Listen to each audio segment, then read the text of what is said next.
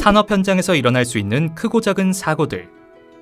예기치 못한 산업재해로 장애를 입어 경제적으로 어려운 상태에서 의료비 등 목돈이 들어가는 일이 발생하면 산재 근로자는 누구에게 도움을 요청해야 할까요? 근로복지공단에서 지원하는 산재 근로자 생활안정자금 융자는 산재 근로자와 유족의 가게에 필요한 목돈을 신속히 지원해 산재 근로자 생활안정과 복지 향상을 도모하기 위한 서비스인데요. 누가, 어떻게, 또 얼마나 지원받을 수 있는지 지금부터 함께 알아볼까요? 산재 근로자 생활안정자금 융자 사업 안내. 먼저 산재 근로자 생활안정자금의 융자 대상에 대한 안내입니다. 공통 요건으로 신청자의 월 평균 소득이 3인 가구 중위소득 이하가 해당되며 산재보험법에 따른 유족급여 수급권자, 상병보상연급 수급권자, 장애 1에서 9급 판정자, 융자 신청일 현재 5년 이상 장기 요양 중인 이황화탄소 질병 판정자, 융자 신청일 현재 3개월 이상 요양 중인 산재 근로자이면서 평균 임금이 최저임금 이하인 자의 경우에는 의료비와 혼례비, 장례비에 한해 신청이 가능합니다. 또한 상병보상연금 수급권자, 장애 등급 1에서 3급 판정자의 경우에는 산재 근로자와 생계를 같이 하는 배우자, 자녀, 부모 중 1순위자도 융자 대상으로 인정되는데 생계를 같이 하는 배우자, 자녀, 부모란 산재 근로자 주민등록법에 따른 주민등록등본상의 세대를 같이 하고 동거하는 배우자, 자녀, 부모를 말합니다. 산재 근로자 생활안정자금의 융자 종류에 대한 안내입니다. 융자 종류는 의료비, 혼례비, 장례비, 차량 구입비, 주택 이전비, 취업 안정자금, 사업자금 총 7가지로 분류하고 있으며 각 종류별 자금 용도에 대한 정의는 다음과 같습니다.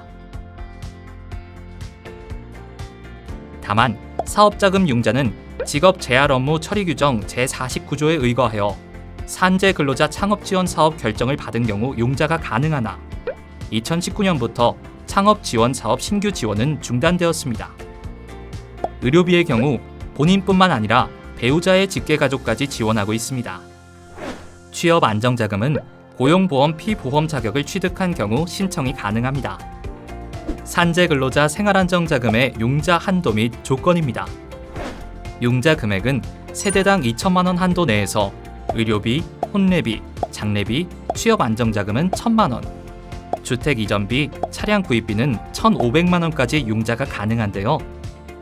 융자 이율은 연 1.25%로 신용보증료를 별도 부담하여야 하며 융자 기간은 총 5년으로 1년 거치 4년, 2년 거치 3년, 3년 거치 2년 균등 분할 상환 중에 선택할 수 있습니다.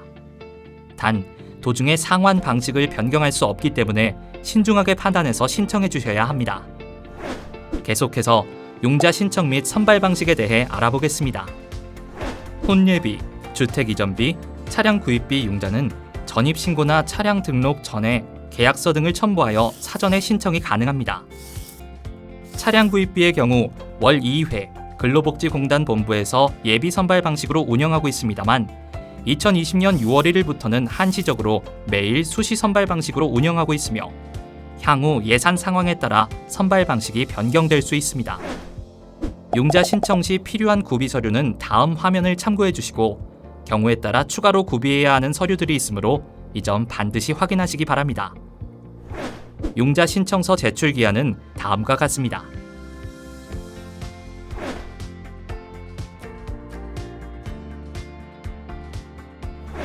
산재 근로자 생활안정자금 융자 신청이 제한되는 공통 사유로는 월 평균 소득이 3인 가구 중위소득을 초과하거나 세대당 2천만 원을 융자받은 경우가 있는데요. 이때 상환액 한도 내에 추가로 융자받는 경우는 신청이 가능합니다. 그리고 근로자 신용보증사업 운영 규정에 따라 신용보증 지원이 되지 않는 경우 융자 신청이 제한되는데요.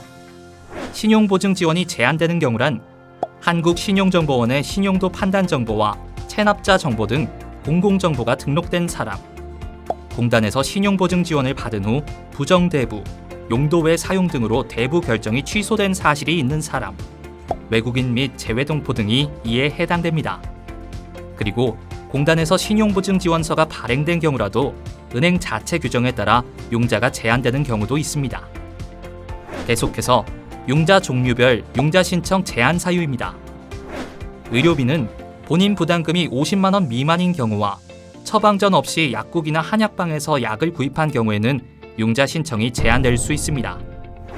장례비는 산재보험급여로 장의비가 지급되는 경우가 이에 해당하며, 차량 구입비는 단순 명의 이전만 하는 경우나 차량 등록 원부 등의 공부 발급이 불가한 차량을 구입한 경우 융자 신청이 불가합니다.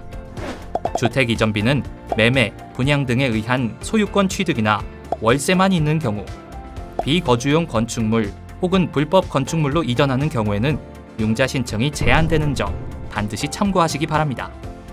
마지막으로 산재 근로자 생활안정 자금에 관한 기타 참고 사항입니다.